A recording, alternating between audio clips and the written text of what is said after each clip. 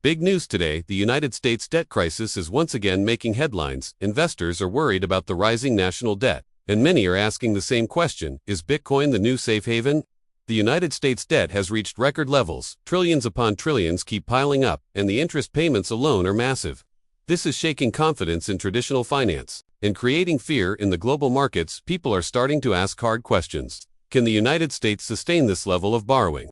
What happens if confidence in the dollar weakens, and where can investors protect their wealth? This is where Bitcoin enters the conversation. Bitcoin was designed as an alternative to fiat currencies, a decentralized system not controlled by governments. It has a limited supply of 21 million coins. This scarcity gives it appeal as digital gold, and in times of crisis, that narrative grows stronger. History shows us a pattern: when debt rises, inflation risks follow. When inflation rises, people search for alternatives. Gold was once the primary safe haven. Now Bitcoin is challenging that position, but let's be clear, Bitcoin is still volatile. Its price swings can scare away traditional investors.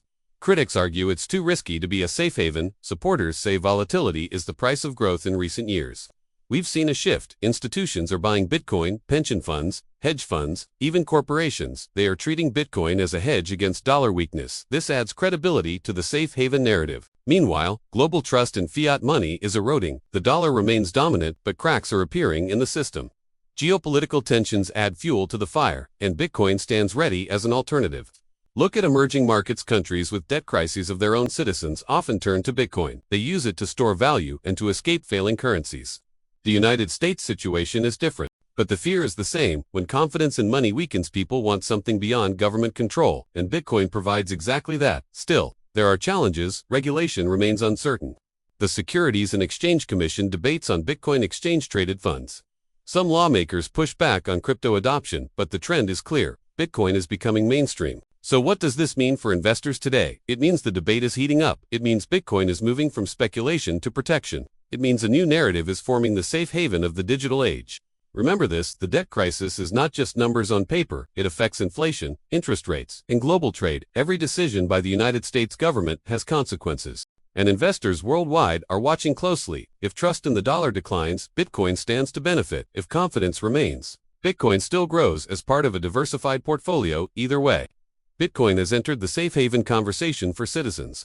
This matters deeply. Your savings, your investments, your future, all are tied to the strength of money, and in a world of rising debt, alternatives are becoming more attractive. Bitcoin will not replace the dollar overnight, but it is carving out a role as protection during uncertainty, a role as a store of value in digital form, a role that grows with every crisis. So here is the big question: as the debt crisis deepens, will Bitcoin finally take its place beside gold? Will it become the safe haven of the 21st century? Or will it remain too volatile to win full trust? Only time will tell, but one thing is certain: the debate is alive, the world is watching, and Bitcoin is no longer just a curiosity. This is the moment where finance meets innovation. This is the story of trust shifting in real time. This is the test of Bitcoin's safe haven narrative, and this is why the conversation is only beginning. The United States debt crisis has put Bitcoin in the spotlight.